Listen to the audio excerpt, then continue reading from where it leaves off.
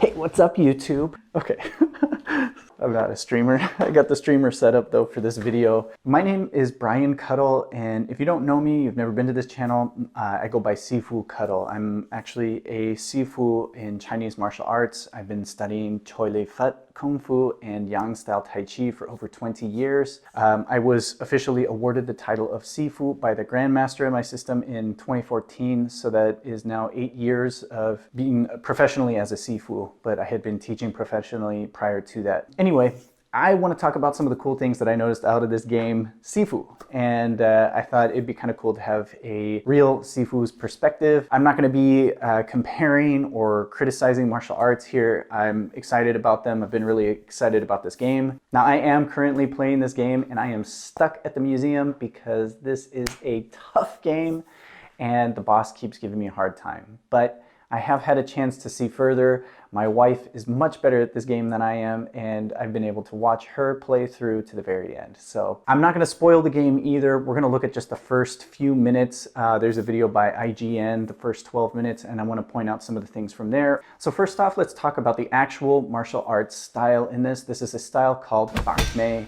Now, Pak Mei is known as white eyebrow kung fu. Some people will call it dragon style, and some people will call it Yao Gong Mun. So you may hear these in different terminologies, but the Sifu that Sloclap worked with on this game, he did specifically Pak Mei Kung Fu from Fut San. I really think Pak Mei is a cool art because there's so much power generation and development using the entire body, using waist rotation, and it's all apparent in this game. I think that's super cool.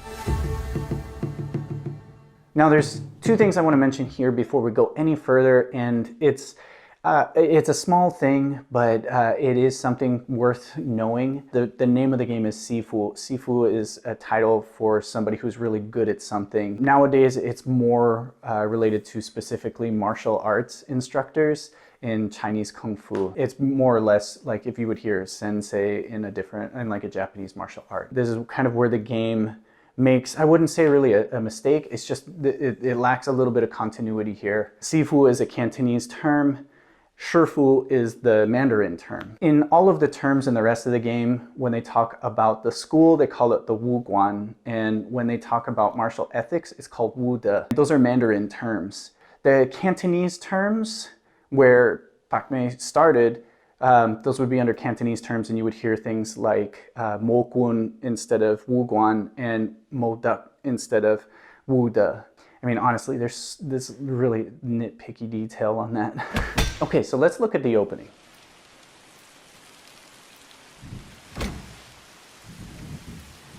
Now, right here, I want to point something out. Even right outside the door, you can already see something that's very particular for a lot of traditional Kung Fu schools. You see these wooden boards on the side. They're usually red, sometimes black, and then even on the top, you could have it in black, red, or gold, and these are couplets. Usually it's a saying or a maxim from the martial art itself, or it could just say that this is this style of martial arts school. But it's a real small detail, but it's really cool to see.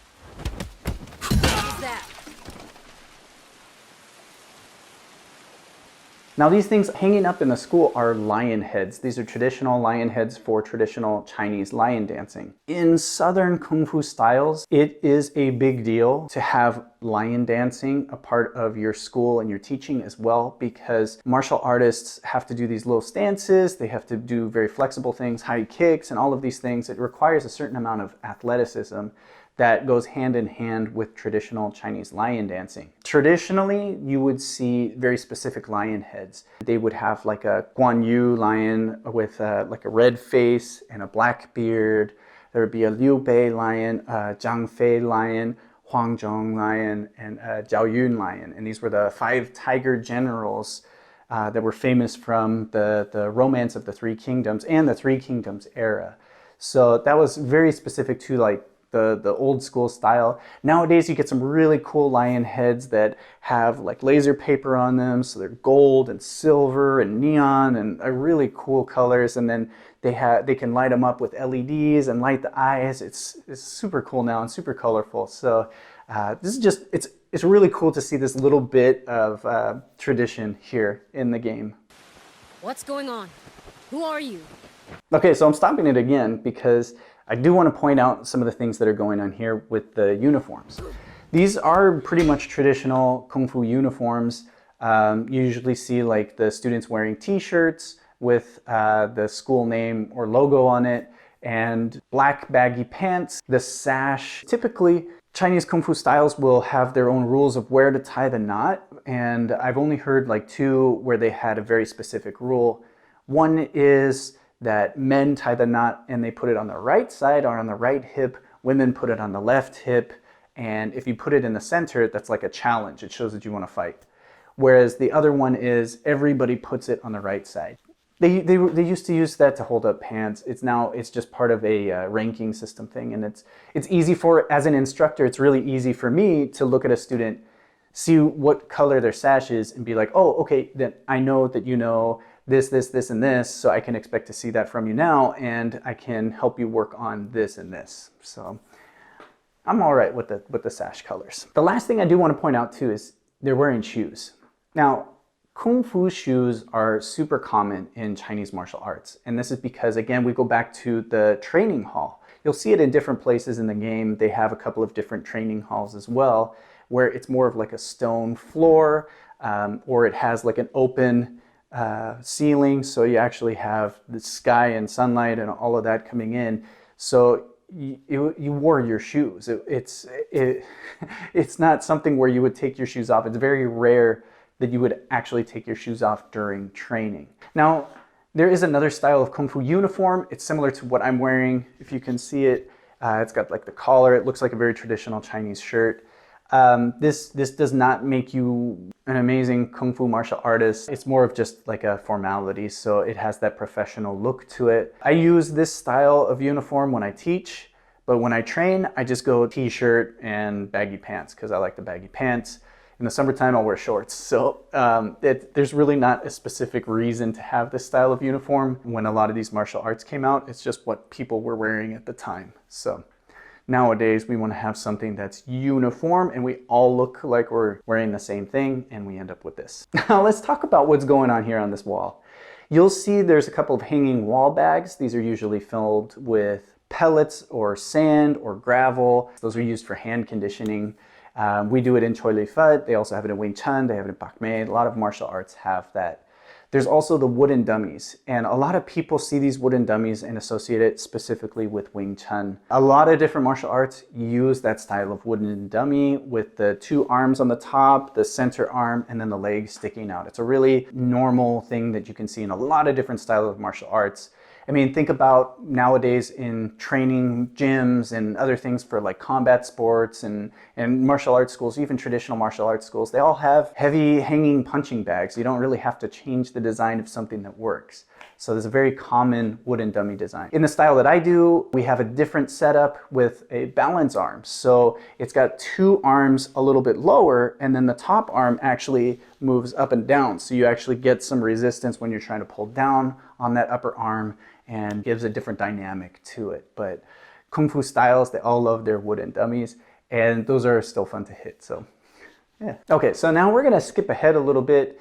We're going to go to the opening credits of the game, as well as a basic tutorial of the controls. And I think as a gamer, this is actually a really cool way of presenting it. And as a martial artist, I love it because this is hitting that nostalgia button. It looks like an old school Kung Fu cinema opening where the main character's doing their forms and then they have that like freeze frame and then it says the names of the people in the movie. This hits it just perfect. It's such a wonderful homage to that. I think this is just so wonderful. But within that, I do want to point out a couple of things.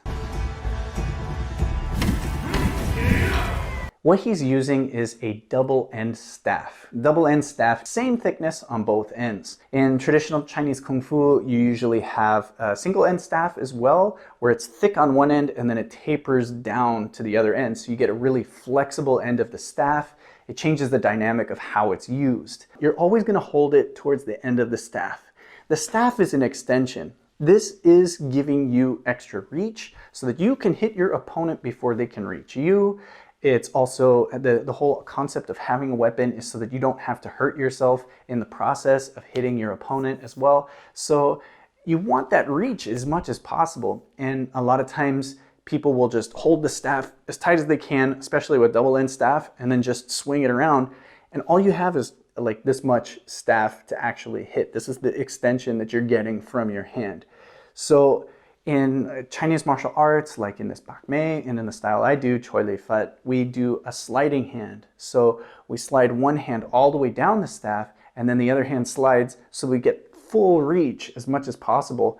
And then you can slide the hands again and get more full reach. Sliding that hands, that small detail, getting that extra reach, not only makes this guy challenging as a boss, but it also has that realness, that true element to Chinese martial arts that's often overlooked in movies and things like that.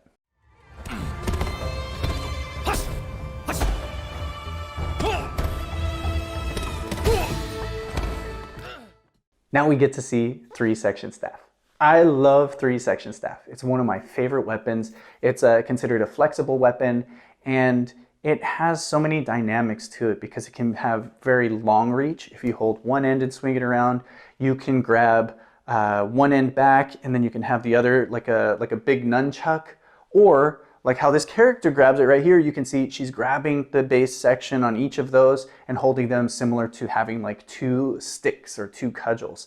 This is so true, and I love this because a lot of people pick up a 3-section staff and all they do is just spin it from the middle and swing it around and jump over it and all that stuff. And it looks great. It's more some of the more difficult things to do, but it's not always the most practical thing you can do.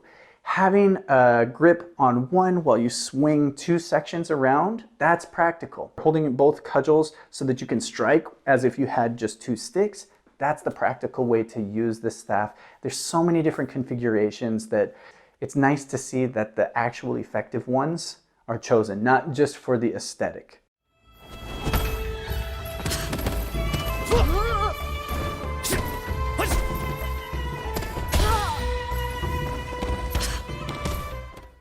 All right, so before we close this up, I do want to talk about one last thing. There was a really cool video put out. I think Sony put it out, but there's a lot of stunt people that have been involved in this, and they did such a phenomenal job on this. They released the video before the game came out. It got me all hyped up to play the game. And then after playing the game and going back and watching the video, it's so amazing how close they got this to the game itself. Like, they really did such a good job on it. Check out that video as well. A lot of good martial arts, a lot of good action in it. So if there's any other cool things that you guys noticed that I may have missed in this video, or you just have some things you want to share about the game, drop a comment down below. Hope you guys enjoy the streamer setup. This is probably the last time I'll be doing it. And if you guys like this channel, you want to check out some more Kung Fu content, if you want to learn how to use some of these weapons like staff or 3-section staff or some cool Kung Fu combos, check out some of the videos I've got. And make sure to hit the like button and subscribe. I'll see you guys next time. Bye.